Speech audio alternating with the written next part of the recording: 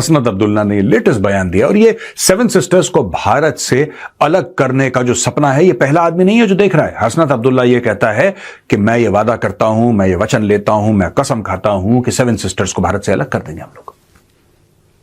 ये political parties के leader कह रहे हैं। और फिर दोस्तों, यही लोग जब भारत कोई एक्शन लेने की बात करता है, यही लोग विक्टिम कार्ड प्ले करते हैं।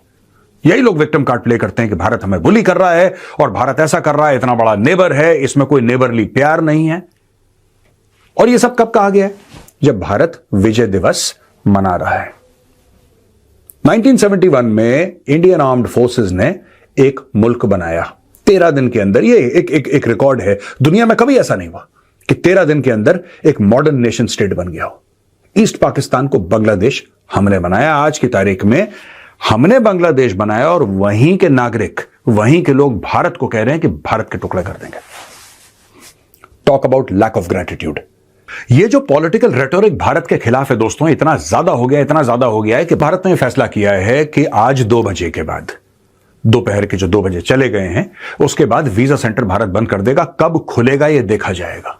अस्सलाम वालेकुम दोस्तों, बहुत बड़ी खबर निकल कर आ रही है कि पाकिस्तान और बांग्लादेश में डिफेंस पैक्ट होने वाला है। वैसे ही जैसे सऊदी और पाकिस्तान में हुआ था, अब इसमें डिफेंस पैक्ट में बांग्लादेश ऐड होगा। और बांग्लादेश ने इससे पहले ही कह दिया है कि 7 रियासतों पर हम किसी भी वक्त कब्जा कर सकते हैं। और दोस्तों, भारत इससे हिलकर रह गया है। भारत ने बांग्लादेश के साथ तमाम बॉर्डर बंद कर दिया है। वैसे ही जैसे पाकिस्तान और अफगानिस्तान का बॉर्डर बंद है, दोस्तों भारत ने तमाम वीजे कैंसिल कर दिए हैं। बांग्लादेश के अपना ऑफिस भी बंद कर दिया है और बांग्लादेश के एम्बेसडर को भी बुला दिया है। इसी तरह बांग्लादेश ने भी भारतीय एम्बेसडर को बुला दिया है। बांग्लादेश कह रहा है कि इन्होंने हमारी कातिल को संभाल कर रखा हुआ है, तो इन्हें हम छोड़ेंगे नहीं, हम अपनी 7 रियासतों को ठोक कर लेंगे और पाकिस्तान हमारे साथ है। पाकिस्तान की आर्मी तो दोस्तों पहले ही वहां पर डिप्लॉय होना शुरू हो गई है। चाइना के फाइटर जेट, यहां तक कि ये भी कहा जा रहा है कि जो त्यारे हमारे पास भी नहीं पहुंचे दोस्तों, J-35 वो वहां पर लाल मुनिरहाट एयरबेस पर तैनात हो गए हैं। J-35 भी तैनात है, J-17 थंडर और J-10 वहां पर देखे गए हैं सैटेलाइट फुटेज से। और वहां पर से दोस्तों 5 मिनट के अंदर आप चिकन नेक पर बमबारी करके इस पूरे इलाके को काट सकते हैं। वैसे ही दोस्तों, जैसे भारत ने पाकिस्तान को काटा था बांग्लादेश से, हम बहुत दूर थे तो उसका फायदा उठाया और बांग्लादेश को अलग मुल्क बनाने में किरदार अदा किया। मैं ये जानना चाहता हूं और भारत की सरकार से बात जानना चाहता हूं कि जहां से इतना जहर बह रहा है भारत की ओर, इतना जहर फैलाया जा रहा है, we have always only had good intentions for Bangladesh. हम बांग्लादेश को पैसा देते हैं, बांग्लादेश की मदद करते हैं। जब भी बांग्लादेश मुसीबत में फंसा, हमने बांग्लादेश की मदद करी, बांग्लादेश बना के बांग्लादेशियों को दिया। ये जिस देश में घूम रहे हैं आज की तारीख में और खूब गाना बजाना कर रहे हैं, प्रोटेस्ट कर रहे हैं, they living their life how they wish to live it. I just want to tell you, this is a creation. Bangladesh is a creation of the Indian armed forces. The Indian armed forces created Bangladesh. आज की तारीख में हमें वहां पे अपना visa centre बंद करना पड़ रहा है क्योंकि सिक्योरिटी की थ्रेट इतनी हो गई है, इतनी ज्यादा सिक्योरिटी की थ्रेट है कि कोई भी वायलेंस हो सकता है। क्योंकि जब आप एक इमोशनल हुजूम को, एक भीड़ को बार बार आप उकसाएंगे कि यार तुम्हारी जिंदगी में जो भी खराब हो रहा है वो तो भारत ने करा है, अगर भारत नहीं होता तो तुम सब के सब देखो चैंपियन होता है, दुनिया तुम्हारे सामने झुकती, भारत ने तुम्हारे खिलाफ साजिश कर दी, अब भारत से बदला लेना पड़ेगा। और बदला कैसे लेंगे कि 7 सिस्टर्स जो है नॉर्थ ईस्टर्न स्टेट्स को हम चिकन नेक के थ्रू काट देंगे।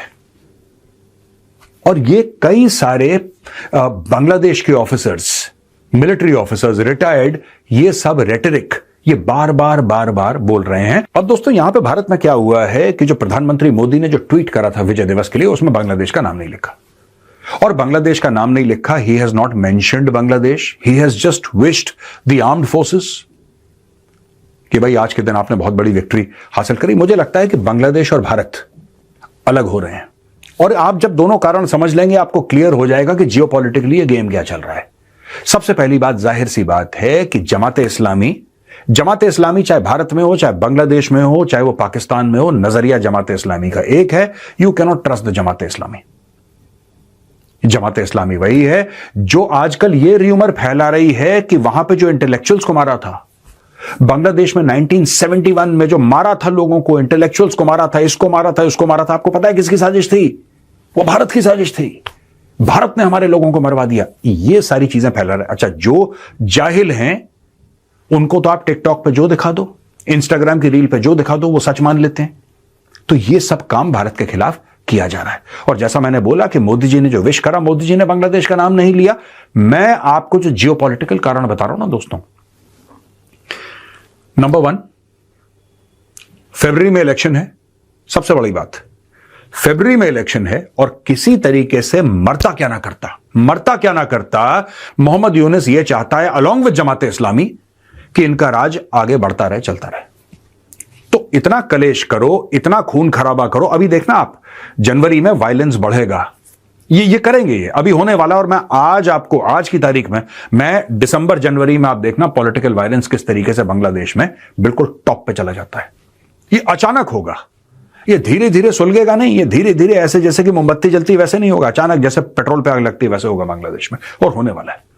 दे are going to do it, this is what they wish to do. और मैं आज इसको प्रिडिक्ट कर रहा हूं क्योंकि एक और बात मैं आपको बता दूं, जब वहां पे वायलेंस होगा वहां पे कोई ना कोई ये बोलेगा कि भारत ने साजिश करी है, ये भी मैं आज आपको बता दूं। आप नोट कर लेना, वीडियो सेव कर लो, ये होने वाला है बांग्लादेश में, ठीक है। अब एक और बात समझिए, एक तो ये चीज है कि अपना रूल बढ़ाना, क्योंकि ये डेमोक्रेटिकली इलेक्टेड नहीं है मोहम्मद यूनुस, और इसको पता है मोहम्मद यूनुस अपने सर के बल खड़ा हो जाए इसको कोई वोट नहीं देगा। दूसरी चीज, जमात इस्लामी एक रेडिकल इस्लामिक बॉडी है, वो वैसे भी इलेक्शंस में बिलीव नहीं करती। वो इलेक्शन लड़े ना लड़े बात की बात है, they don't believe in the concept of elections, वो मानते ही नहीं।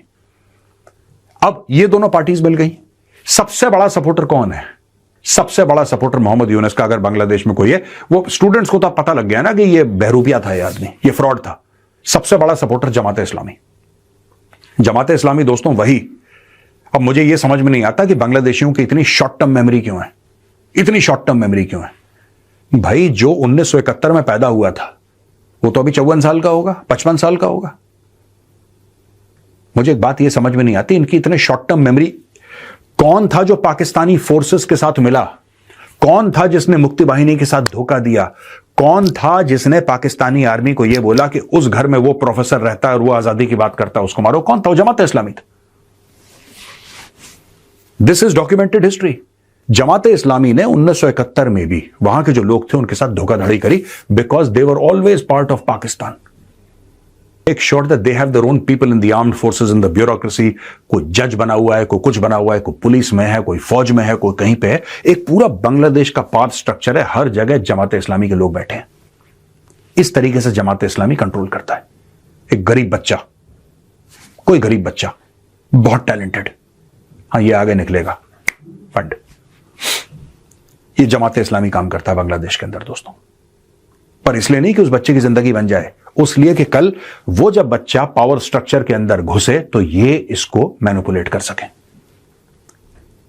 ये तो पहला कारण था जो मोहम्मद यूनुस का कारण था। दूसरा कारण यह है कि ये आदमी मोहम्मद यूनुस भारत के खिलाफ इतना ज्यादा जहर बनाना चाहता है, इतना ज्यादा जहर उगलना चाहता है कि किसी तरीके से ही becomes useful to the Chinese. Bangladeshi politics हर समय मैनिपुलेट है दोस्तों, कोई नई बात नहीं है। मैं कोई नई स्टोरी नहीं सुना रहा आपको कि आप ये सोचें मेजर साहब कोई नई खबर, कोई नई खबर नहीं, बहुत पुरानी बासी खबर है भाई। This tell news. बांग्लादेश के पॉलिटिकल पार्टीज को बाहर की ताकतों ने, चाहे वो अमेरिकन हो चाहे वो चाइनीज हो, उन्होंने हर समय मैनिपुलेट करा है।